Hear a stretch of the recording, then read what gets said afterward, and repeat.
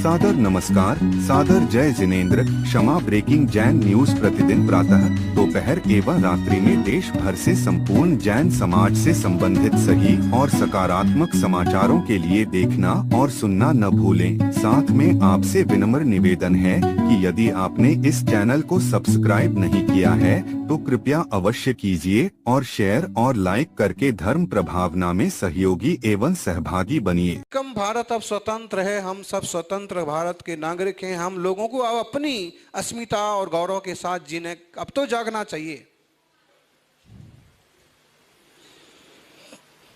आपस में टांग खिंचाई से कुछ फायदा नहीं है।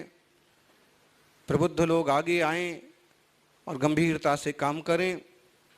जिन लोगों ने संविधान बनाया अपने समय के हिसाब से उनने बहुत अच्छी कोशिश की। अभी भी उसमें अनेक संशोधनों की ज़रूरत है और धीरे धीरे निखार आना चाहिए संविधान में भी, देश की मान्यताओं में भी। G20 में एक बड़ी अच्छी घोषणा करके या बिना घोषणा के ही प्रधानमंत्री ने साबित कर दिया कि हम लोग इंडियन नहीं हैं, हम लोग भारतीय हैं, हमारे देश का नाम भारत है।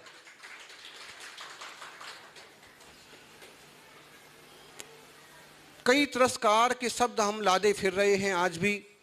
अंग्रेजियत में हम अपनी महानता समझते हैं, जबकि अपनी देसी भाषाओं का अपमान करने से चूकते भी नहीं। हिंदी का तमिलनाडु तरफ जितना अपमान होता है, अंग्रेजी को उतना माथे चढ़ाया जाता है। ये हमारे देशवासियों की कमियां हैं। हमारे देश की जो 22 प्रैक्टिकल भाषाएं हैं या 200 से ज़्यादा छोटी मोटी भाषा व बोलियां हैं, उनका यथायोग्य आदर सत्कार हो। जितनी भाषाएं आप सीखें अच्छी बात है। जिस प्रदेश में आप पैदा हुए उस पूरा उस भाषा को सम्मान दो। लेकिन अगर भारतीय राष्ट्रीय भाषा हिंदी है तो उसे भी पूरा और सबसे ज़्यादा सम्मान दो।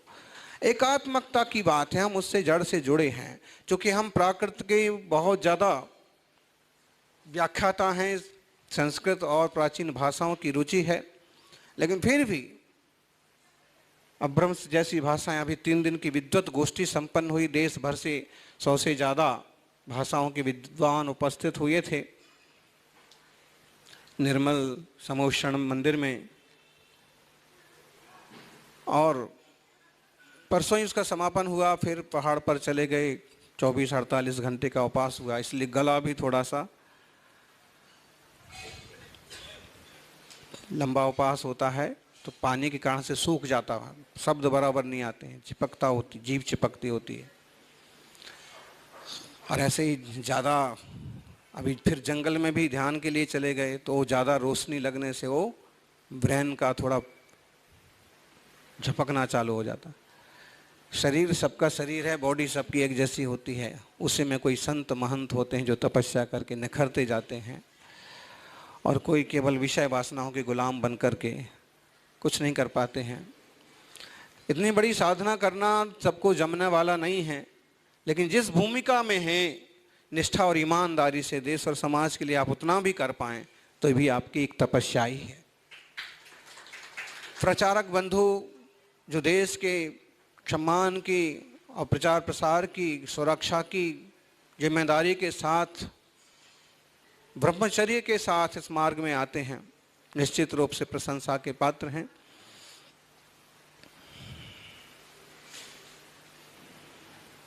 अनेक विद्वानों से, अनेक राजनेताओं से बड़े लोगों से चर्चा करने के मौके आते हैं। विज्ञान भवन में ही भागवत जी से काफ़ी लंबी चर्चा हुई। प्रवचन केवल 7-8 मिनट का ही दिया, लेकिन उसमें भी कुछ महत्वपूर्ण बात है हमने कही, और बाद में फिर भागवत जी ने उसको दोहराया कि बिल्कुल सही बात है। श्रमण संस्कृति और वैदिक संस्कृति आदिकाल से साथ साथ चली आ रही हैं। इसके इतिहास को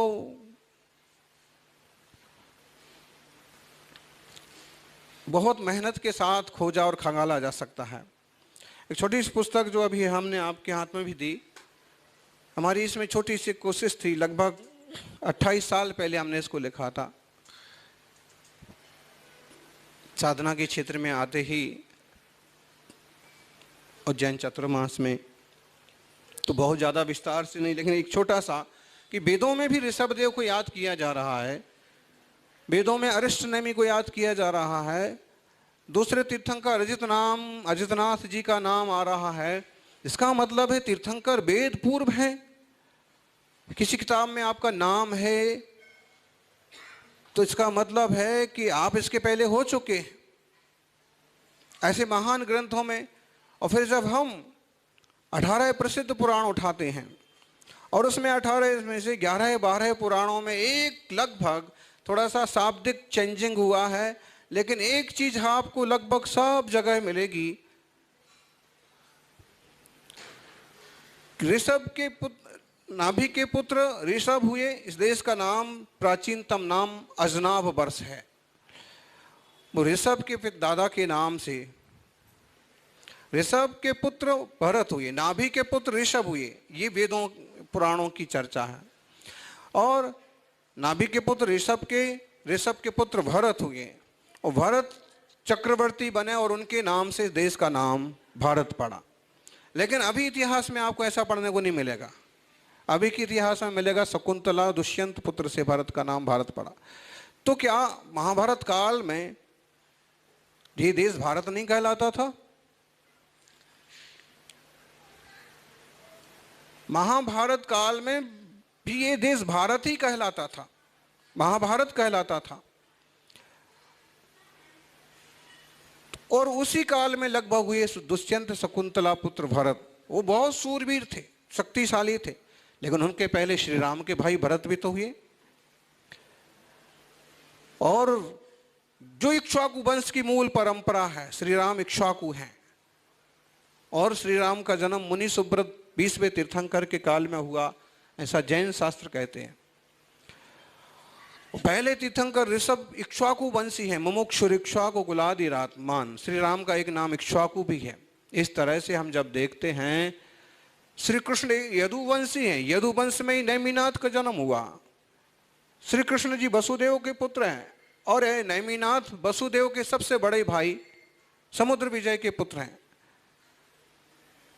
ताऊ के बेटे हैं नैमिनाथ, कृष्ण नारायण कृष्ण के ताऊ के बेटे नैमिनाथ, यदुवंश। पूरा इतिहास है। और हम ये बाकायदा 2000 साल पहले वाली उससे पुराने पुराण शास्त्रों में उपलब्ध है। इस हिसाब से देखें तो देश का डीएनए एक ही है। आजकल जो जैन लोग हैं, जिन्हें लोग बाणियां समझ लेते हैं, 5वीं टोक पर बाबा जी बाणियां बोल के उनको आगे चलो करते हैं। ये एक्चुअल में ये बहुधा क्षत्रिय लोग हैं। क्षत्रियों को जब हिंसा करने में ज़्यादा ही विकल्प होने लगा तो व्यापार का रास्ता अख्तियार किया, व्यापार का रास्ता चुना। और कुछ लोग राजपूत और क्षत्रिय ही बनी रहे, और जो तो बाद में वो वैश्य कहलाने लगे। जो भी है,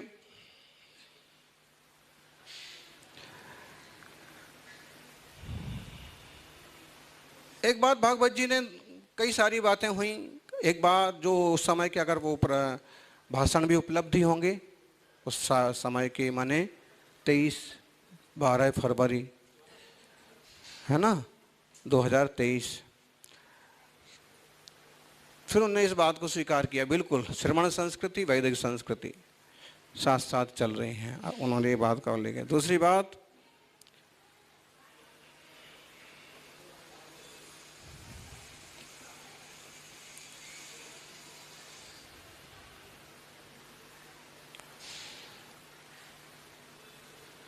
जो बहुत अच्छी बात लगी हमको भी, कि लोगों ने तीर्थंकरों को, लोगों ने भगवानों को, महापुरुषों को बांट लिया है। उन्होंने कहा ये कार्यक्रम हमने रखा है, आरएसएस ने रखा है। तीर्थंकर महावीर स्वामी के 2550 वर्ष निर्वाण के हो गए, और हमारी लोगों से गुजारिश है, निवेदन है कि लोग तीर्थंकरों को, भगवानों को, महापुरुषों को बांटे नहीं। देश के भी किसी भी महापुरुष का कोई भी अवसर आता है, सब लोग मिल करके मनाएं।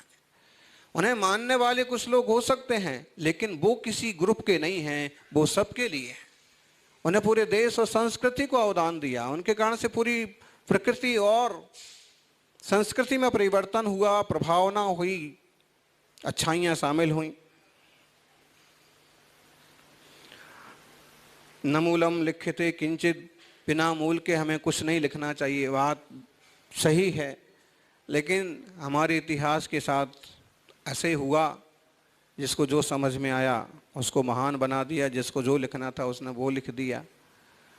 लेकिन सच्चाई अब हम सबको उजागर करना चाहिए।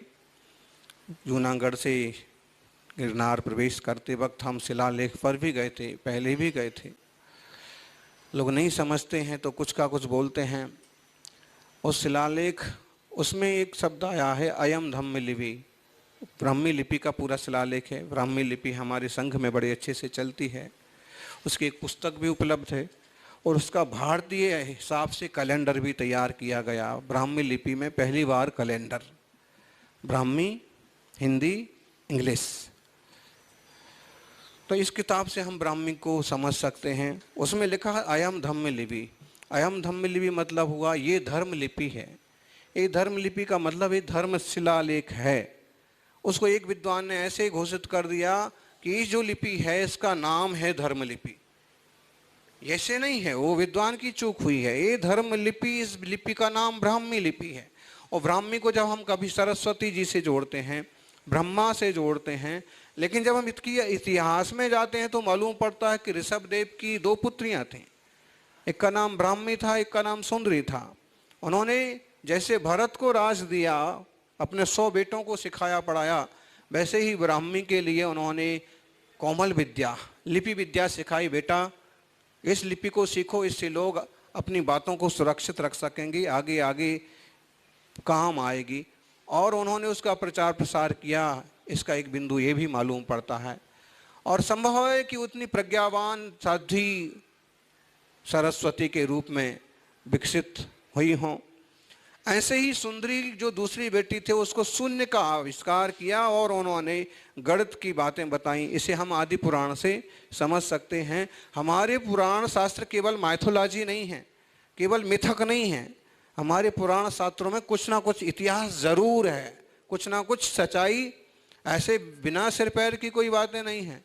जमाना था कि श्री राम को, कृष्ण को लोगों ने केवल मिथक सिद्ध कर दिया था, लेकिन देख रहे हैं कि राम सेतु भी मिल रहा है, देख रहे हैं कि द्वारिका भी मिल रही है, नेमिनाथ जहाँ से मोक्ष पधारे वो गिरनार भी मिल रहा है, शिखर जी जहाँ से तीर्थंकर मोक्ष पधारे वो शिखर जी भी है। तो इसका मतलब सारी बातें झूठी तो नहीं हो सकती हैं।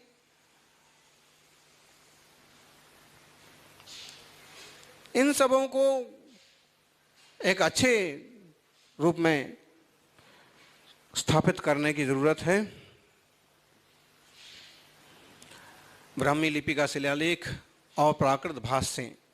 प्राकृत भाषाएं, भाषा होती है प्राकृत, लिपि होती है ब्राह्मी। अब सबों के नाम मुझे स्मरण में नहीं है, फिर भी सभी विद्वान हैं। और एक बात कहेंगे कि इस देश में प्राचीनतम संस्कृत के शिलालेख नहीं मिल रहे हैं। संस्कृत का एक प्राचीनतम शिलालेख एक मिला, वो भी इस देश में नहीं मिला। यहाँ जितने शिलालेख मिल रहे हैं अधिकतम मिल रहे प्राकृत भाषा और लिपि है ब्राह्मी। इस कैलेंडर में लगभग 14 शिलालेखों का संकलन किया गया है। तो जो भी मतलब जैसे कंकाली टीला मथुरा का शिलालेख है, कंकाली टीला के बाद जो G20 में प्रधानमंत्री ने शिलालेख का उल्लेख किया था, टोपला दिल्ली, फिरोजशाह कोटला, उस वो भी लगभग। तो कब लिखे गए, किसने लिखवाया, उसमें क्या है, सब के साथ हिंदी अनुवाद के साथ इसको यहाँ पर संघ से यहाँ से तैयार किया। और इसको ऐसे ही इसमें जो जहाँ भरतवश शब्द मिलता है, अब जैसे अभी ये एक शिलालेख है भुवनेश्वर, हाथी गुम्फा, उड़ीसा, खंडगिरी उदयगिरी का शिलालेख। उसमें भरतवश शब्द मिलता है 2000 साल पहले। 17 लाइन का शिलालेख है, 10वीं लाइन में भरतवश। भरतवश ये प्राकृत का शब्द है, हम इसको संस्कृत हिंदी करेंगे भारतवर्ष। तो 2000 साल पहले हमारे देश का नाम पत्थरों में उपलब्ध है। संविधान के सामने जब ये बात आई तो सब ने इसके एक मत से स्वीकार किया, देश का नाम भारत, फिर ऑब्लिक में वर्सेस में इंडिया। लेकिन भारत का हमें गौरव होना चाहिए, जो हमेशा सुभारत, उसका नाम भारत।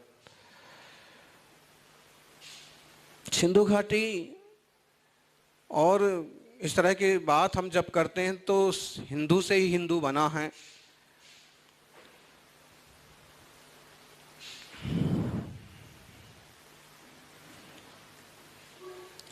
और सिंधुस्तान से हिंदुस्तान बना। ये शब्द जो है आज भी हमारे देश में साको हा बोलने वाले बहुत लोग हैं। अभी आप गुजराती में हम एक दिन सुन रहे थे कि जो थोड़ी सौराष्ट्र तरफ की जो गुजराती है ना, इसको सारो के लिए बोलते हैं हारो। शारो अच्छा मतलब अच्छा है, तो यहाँ बोलते हैं हारो। अब रास्ता पूछ रहे थे, रास्ता कैसे केवो छे आ रस्तो, तो हम सोचे सारो बोलेगा, वो बोले हारो। तो साकू हा बोलने वाले यहाँ गुजरात में भी हैं, सौराष्ट्र में, और वहाँ राजस्थान में बागड़ में भी हैं, बैठे हैं यहाँ। तो मतलब साको हा आज भी हमारे देश में बोल रहा था। सिंधु से हिंदू हो जाना एकदम स्वाभाविक है। और हिंदुस्तान, इस देश में जो लोग पैदा हुए हैं वो सब हिंदू कहलाने के अधिकारी हैं। एक बात हमने ये भी रखी कि सांस्कृतिक रूप से हम सब हिंदू ही हैं भगवत जी के सामने, लेकिन कुछ सैद्धांतिक जो विशेषताएं हैं उनके कारण से जैन हैं, जैन धर्म हैं। और इस स्थिति में देखें तो हिंदू बड़े भाई की भूमिका में हैं, और आज की स्थिति में जैन बहुत छोटे भाई की भूमिका में। और ऐसे में कर्तव्य बनता है कि इनका सहयोग किया जाए। अल्पसंख्यकों के लिए कुछ विशेषताएं, कुछ व्यवस्थाएं दी गई हैं, लेकिन अल्पसंख्यक में भी अल्पसंख्यक जो हैं उनके लिए क्या पैरामीटर हैं। आज देखिए नेमिनाथ भगवान, ये लिखा है स्वयंभू स्त्रोत में 2000 साल पहले लिखा है, ककुदम भुवा खचरियोसी दुष्कृई रलंकृतः मेघ पटल परिबीत ततस्तव लक्षणानि लिखितानि वज्रेणा बहतीति तीर्थ मृषिभिश्च सततमभिगम्य तेद्यचा प्रीति वितत हृदय परितो भ्रस मूर्जयंत इति विस्तृतो चलः। अब श्री समंत्र भद्र, जब हम आचार्यों का काल निर्धारण करते हैं तो पतंजलि कब हुए, पाणिनि कब हुए, इतिहासविद इसको निर्धारित करते हैं। इतिहासविदों ने समंत्रभद्र का समय 2री शताब्दी स्थापित किया।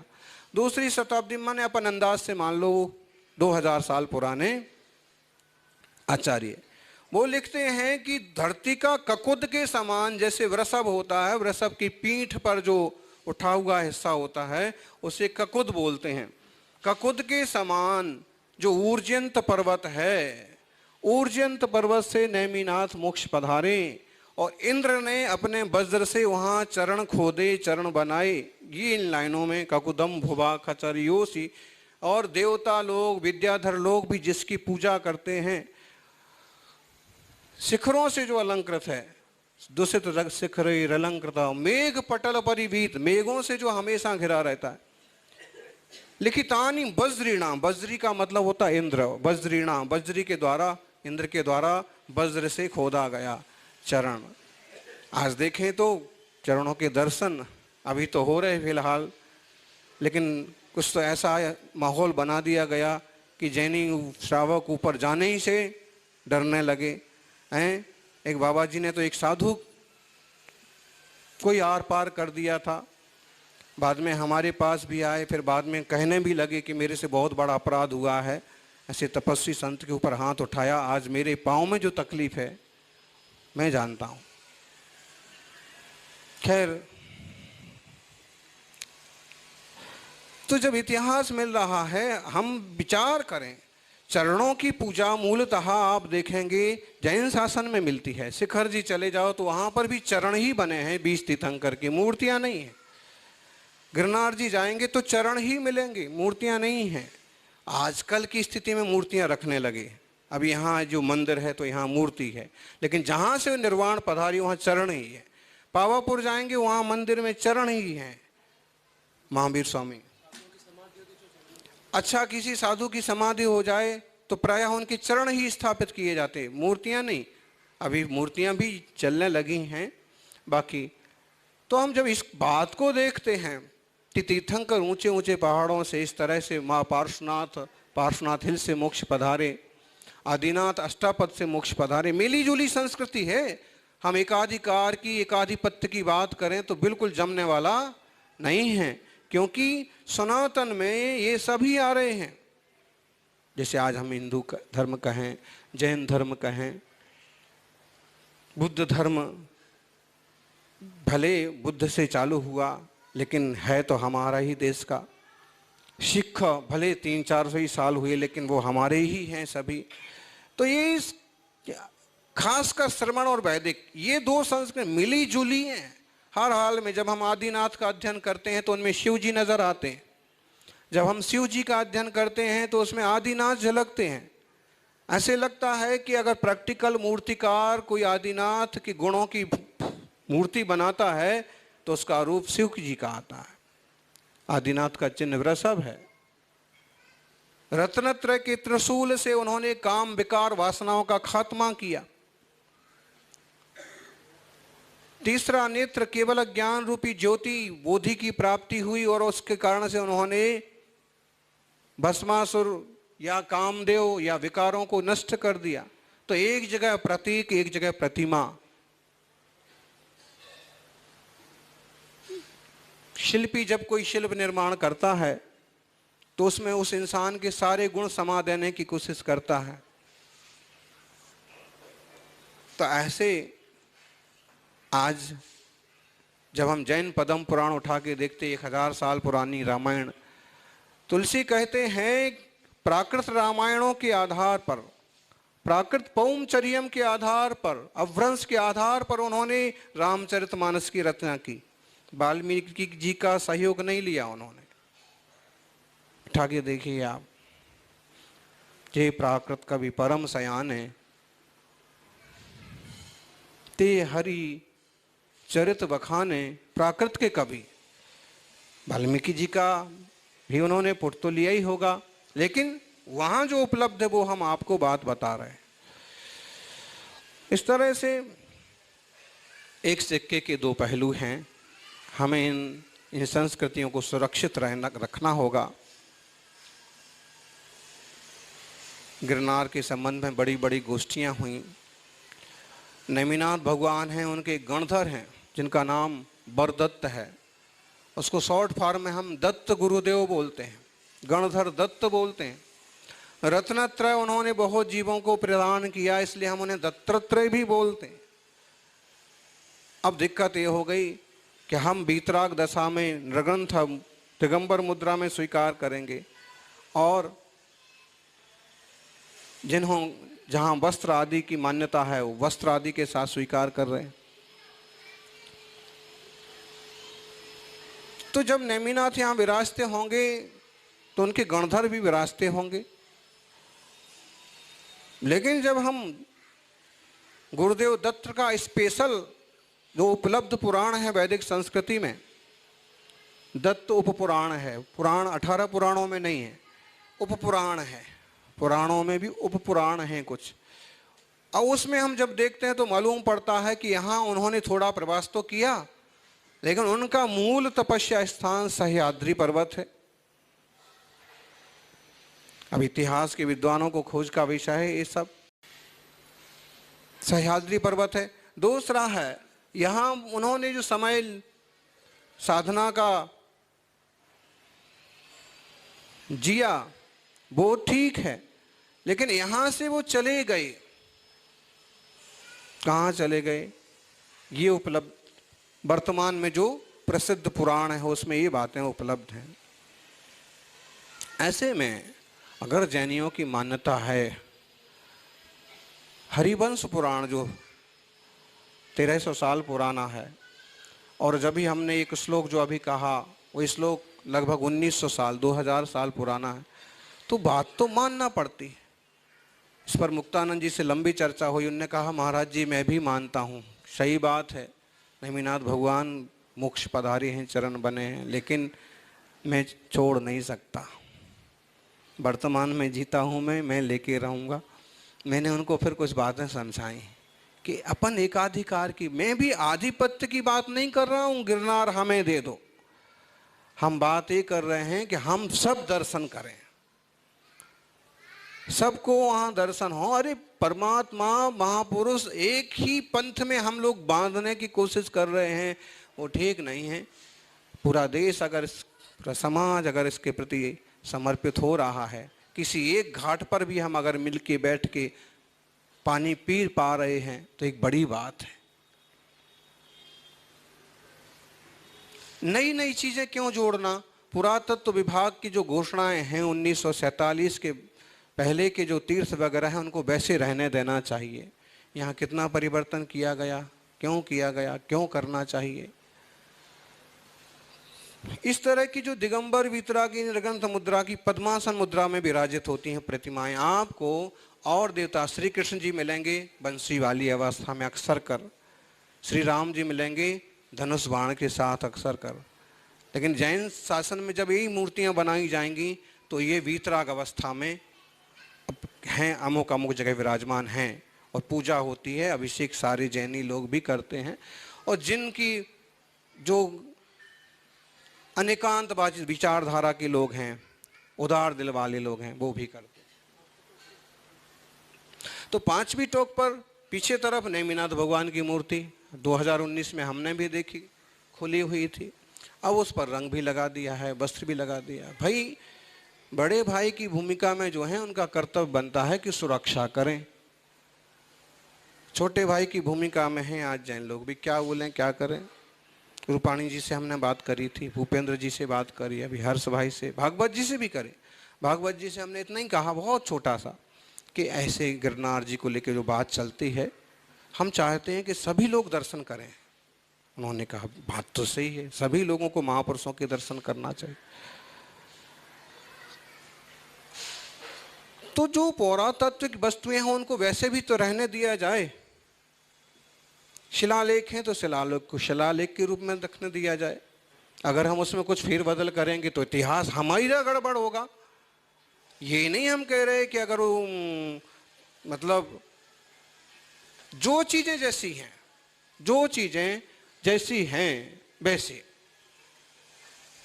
राम मंदिर की आप लोगों को सुन के आश्चर्य हुआ, राम मंदिर की जब खुदाई हुई तो वहाँ से तीर्थंकर प्रतिमाएं भी निकली, अभी भी म्यूजियम में विराजमान हैं। उस समय एक संस्था थी समता वाहिनी, उनने कुछ उसका उल्लेख किया था।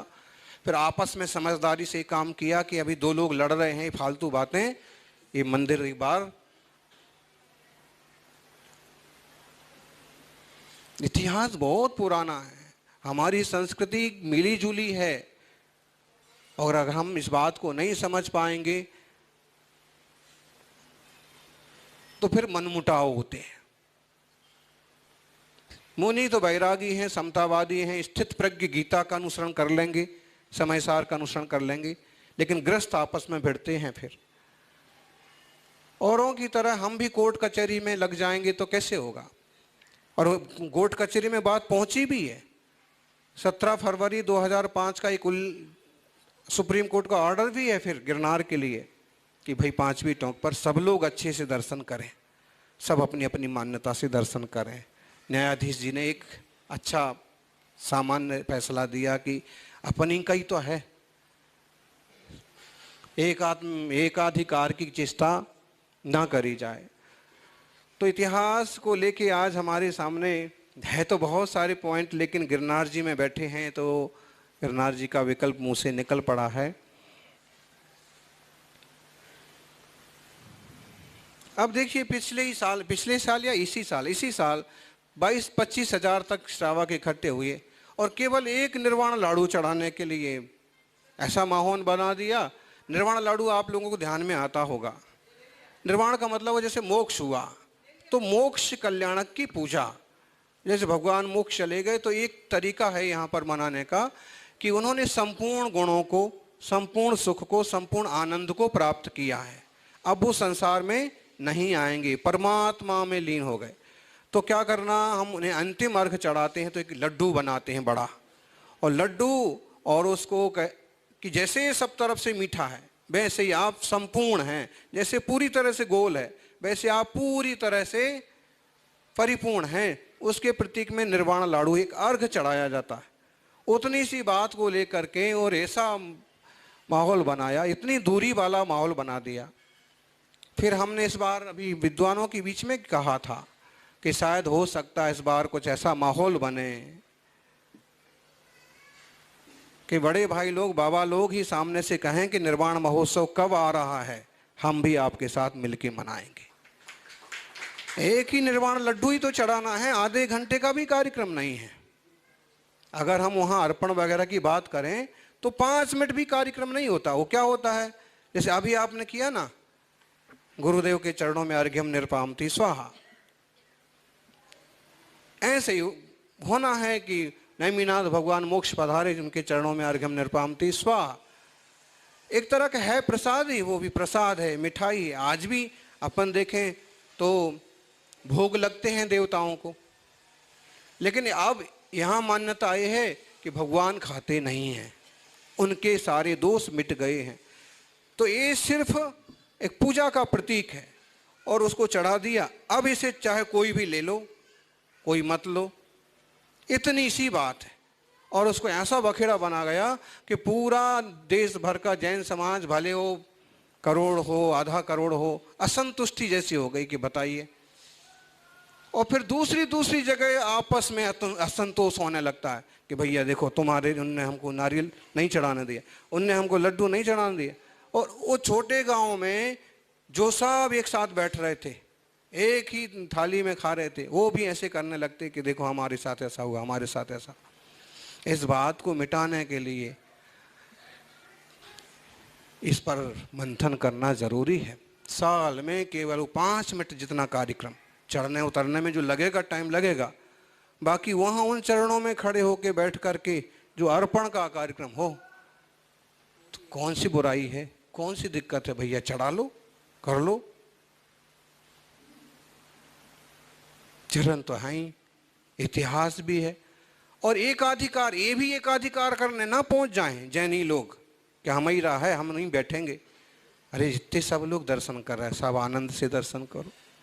एक कविता आपने सुनी होगी, हमने बोली थी कि अगर थोड़ी देर के लिए हमें भ्रम कर लें, बाबा जी सोचें कि ये सब लोग दत्त भगवान को नमस्कार कर रहे हैं, और जैन लोगों को जिनको लगता है कि अरे हमारा तो कुछ बचा ही नहीं, वो ये विचार कर लें कि ये जो चरण हैं, ये सब लोग नेमिनाथ भगवान के चरणों को नमस्कार कर रहे हैं, तो कितना एकात्मता।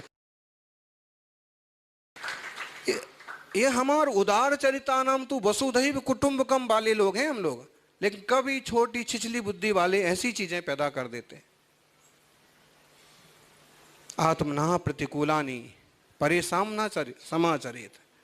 अभी आचार्य देवव्रत पधारे थे, बड़ी अच्छी उन्होंने धर्म की व्याख्या की, आनंद आ गया। हमारा तो उद्बोधन हुआ, लेकिन उन्होंने कहा जो शाश्वत हो, जो सबके लिए हितकारी हो, वो धर्म। और आत्मना प्रतिकूलानी परेशान समाचरित, जो मुझे पसंद नहीं है वो मैं दूसरे के लिए ना करूं। गाली गलौज, चोरी, बेईमानी, हिंसा, झूठ मुझे नहीं पसंद। मेरी बहन बेटी को कोई तकलीफ दे, मुझे पसंद नहीं है, तो मैं दूसरे के साथ भी नहीं करूंगा। मेरे नुकसान हो, मेरे व्यापार में नुकसान हो, मुझे पसंद नहीं है, मैं किसी और के लिए भी नहीं करूंगा। पूरा उनका लगभग घंटे भर का लेक्चर हुआ। टोटल टाइम लेके आए थे 1.25 घंटे का, लेकिन जब सभा चालू हुई तो 2-2.5 घंटे तक, 1.25-2 घंटे तक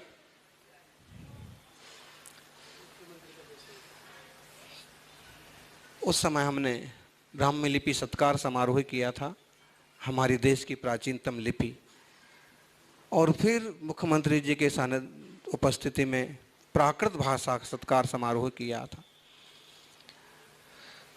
और फिर गुजरात यूनिवर्सिटी में चतुर्मास था, तो वहाँ पर कुलपति नीरजा गुप्ता जी और केंद्र सरकार मोदी जी का भी इस दिशा में अच्छा फोकस है।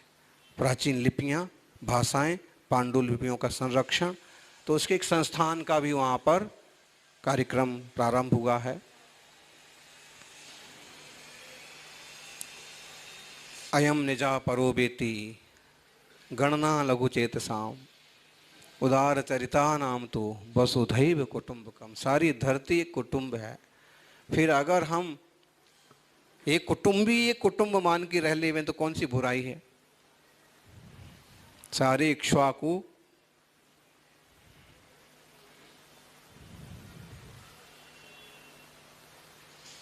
यही मनोकामना है जो अभी पंच परिवर्तन की शताब्दी वर्ष में चर्चा चल रही है। ये चर्चा हमारे सामने तभी भागवत जी महोदय ने रखी थी कि महाराज जी इस बार हम ये करने वाले, तब चालू नहीं हुआ था 12 फरवरी 2023।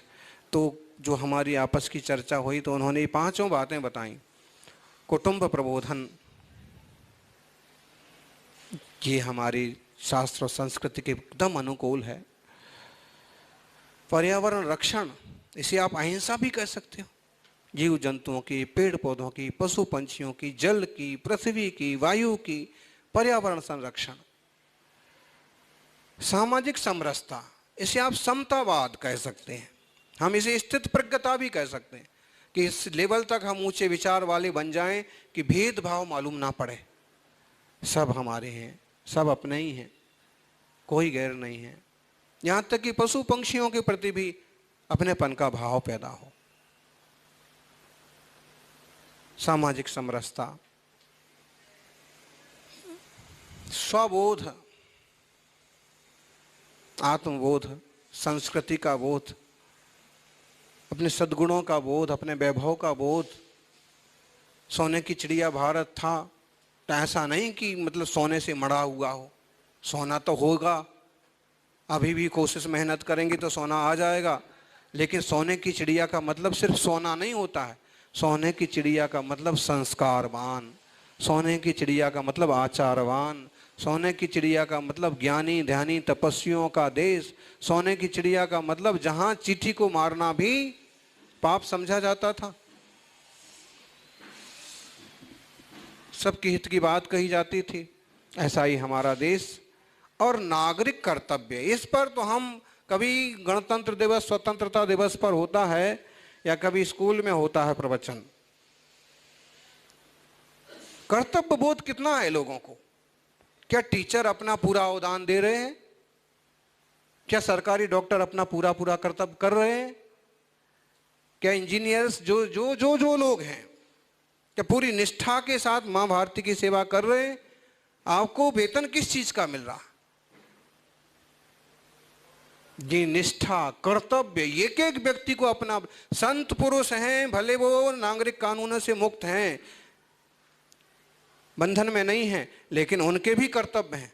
समाज की जागृति बनाए रखना, लोगों में धार्मिक संस्कार पैदा करना और लोगों में आपस में समरसता का माहौल बनाना। लेकिन जो लोग सीधे सीधे सरकारी संस्थाओं से जुड़े हैं, उनका तो कर्तव्य है ही कि जिस चीज का वेतन मिल रहा है आप उसका ईमानदारी से, निष्ठा से पूरा पालन करो, पूरा दो। नहीं तो देखा जाए जो लोग सूचनाएं इधर उधर करते हैं, जो गद्दारी करते हैं, वो तो गद्दार हैं ही। अतिरिक्त वेतन लेके भी जो काम नहीं करते हैं, बुरा ना माने तो गद्दार, छोटे गद्दार तो वो भी है। लिया इतना, तुमने दिया इतना, सब वो अपनी मातृभूमि के लिए, अपने देश के लिए, अपने समाज के लिए, अपने ही गांव के बच्चे। फिर मिड डे मील में भी गड़बड़ घोटाले होते हैं। अरे भैया तुम किसका खा रहे हो हैं? फिर वो घोषणा हुई थी प्रधानमंत्री स्वास्थ्य योजना, 5 लाख तक मिलेंगे, 10 लाख तक। बीमारी है ही नहीं तो ही उसके पुर्जे बना दिए।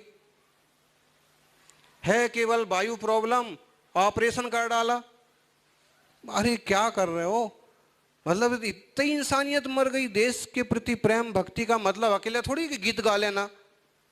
प्रेम भक्ति ऐसे प्रैक्टिकल होना चाहिए हर चीज में।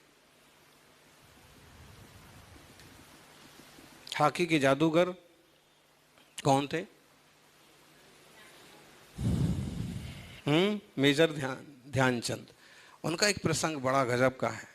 कहते हैं उस समय हिटलर भी था और हिटलर ने कहा कि तुम जर्मन की तरफ से क्यों नहीं खेलते हो? क्या चाहिए तुम्हें? तुम्हारे देश ने क्या दिया?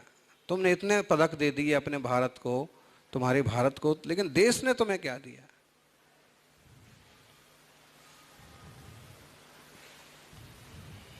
देखा जाए उस समय परिस्थितियां भी वैसी थी। तुम हमारे साथ खेलो, हमारे देश के लिए खेलो, सेना का बड़ा पद देंगे, जो जो व्यवस्थाएं चाहिए सब चीजें मिलेंगी तुमको। तुम्हारे देश ने क्या दिया? मेरे ध्यानचंद ने कहा कि ये देखना मेरा काम नहीं है कि मेरे देश ने मेरे लिए क्या किया, ये देखना मेरा काम है कि मेरे देश के लिए मैंने क्या किया। ऐसी सोच वाले लोग थे। सर कटा सकते हैं लेकिन सर झुका सकते नहीं। इसके पीछे गौरव है, ये नहीं कि हम मरें कटें, ये भावना नहीं, इसके पीछे गौरव है कि हमारी जो गरिमा है और इन चीजों को हम संभाल के रखेंगे। तो इस पवित्र धरती पर जहाँ तीर्थंकर जन्मे, प्रभु श्री राम, कृष्ण, बुद्ध, महावीर जैसे, इसकी एकात्मकता बनी रहे, अपनापन बना रहे, सामाजिक समरसता बनी रहे, सनातन तनातन से बचा रहे। कविता है, आप कहें सुना दे? छोटी सी कविता ऐसे ही, यहाँ आ रहे थे रास्ते में विचार आए कि लिखें। जैन मुनि जब गिरनार की 5वीं टोंक पर जाएं, जैन मुनि जब गिरनार की 5वीं टोंक पर जाएं और वहाँ बैठे बाबा जी उनका स्वागत करें तो कैसा हो? अतिथि देवो भव, हमारे घर कोई आता है तो स्वागत किया जाता है। अभी आपका भी छोटा मोटा इन लोगों ने स्वागत किया। वहाँ बाबा जी कहें आओ महाराज जी दर्शन करो, हैं? जैन मुनि जब गिरनार की 5वीं टोक पर जाएं और वहाँ बैठे बाबा जी, महंत जी उनका स्वागत करें तो कैसा हो? जैन लोग दत्त दिगंबरा और जय गिरनारी के नारे लगाएं और बाबा जी जय नैमीनाथ, जय गिरनार कह के बुलाएं तो कैसा हो? जय नैमीनाथ, जय गिरनार कह के बुलाएं तो कैसा हो? बाबा जी ये समझें कि जैनी भी गुरु दत्तात्रेय के चरणों को नमन कर रहे हैं और जैनी ये समझें कि सभी जन नैमीनाथ के चरणों को वंदन कर रहे हैं। समझ कई तो फेर है, चरण वही हैं, पहाड़ वही है, चढ़ना उतना ही है, उतरना उतना ही है, पसीना उतना ही बहाना है। कि बाबा जी ये समझें कि जैनी भी गुरु दत्तात्रेय के चरणों को वंदन कर रहे हैं और जैनी ये समझें कि सभी जन नैमीनाथ के चरणों को वंदन कर रहे हैं तो कैसा हो? यह भ्रम बनाकर भी, अगर हम इसे भ्रम भी कहेंगे, ऐसा क्यों? यह भ्रम बनाकर भी यदि हम सनातनी तनातनी से बचेंगे, ये भ्रम बनाकर भी यदि हम सनातनी तनातनी से बचेंगे तो देव स्वर्ग के देवता भी हमारे सिर पर हाथ धरेंगे, तो स्वर्ग के देवता भी हमारे सिर पर हाथ धरेंगे। और यदि हम आपस में गुर्राएंगे, लड़ेंगे, तो नैमीनाथ की करुणा और गुरु दत्त की दया भी हमसे दूर भगेंगे, हमसे दूर भगेंगे। इसलिए हिंदू जैनी मिलकर कुछ नया करेंगे। 5वीं टोक पर खुद उन्हीं चरणों में एक साथ सिर धरेंगे, एक साथ सिर धरेंगे। जब हम एक घाट पर नहा सकते हैं, नहाते ही हैं, गांव में तो नहाते ही थे, अब तो घाट ही नहीं बचे, सब नाले बन गए। जब हम एक घाट पर नहा सकते हैं, एक भोजनशाला में बैठकर खा सकते हैं, एक धर्मशाला में रह सकते हैं, आपस में राम राम जय जिनेंद्र कह सकते हैं, तो गिरनार में भी एक साथ रह सकते हैं। चरण तो वही हैं, सिर्फ नामों का ही फेर है, तो गिरनार में भी एक साथ वंदना करने में किस बात की देर है, किस बात की देर है? समझ, और इस गंभीर समझ अपन सबकी बने। अभी तो अच्छे से दर्शन हो रहे हैं और जो इस कविता में लिखा है उसका 80%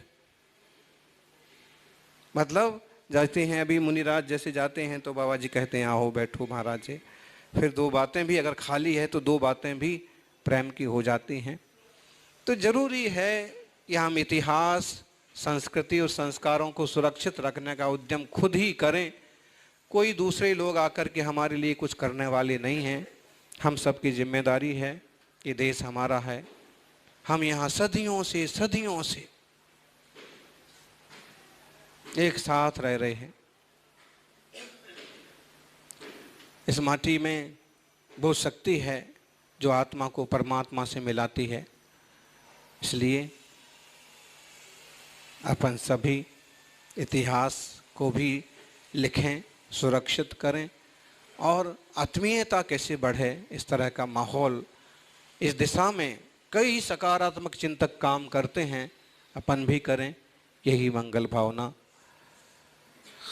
सोनो कल्याण थाओ, सोनो मंगल थाओ, प्रत्येक आत्मा परमात्मा थाओ, एवी मंगल भावना साथे हूँ विराम लऊं छो।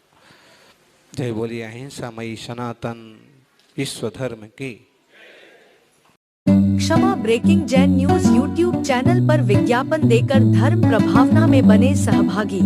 विज्ञापन देने हेतु संपर्क कीजिए मोबाइल नंबर 9026900740 एवं समाचार एवं वीडियो भेजने हेतु WhatsApp number 9335236222। Kshama breaking Jain news YouTube channel देखने के लिए आपको बहुत बहुत धन्यवाद। सादर प्रणाम, सादर जय जिनेंद्र।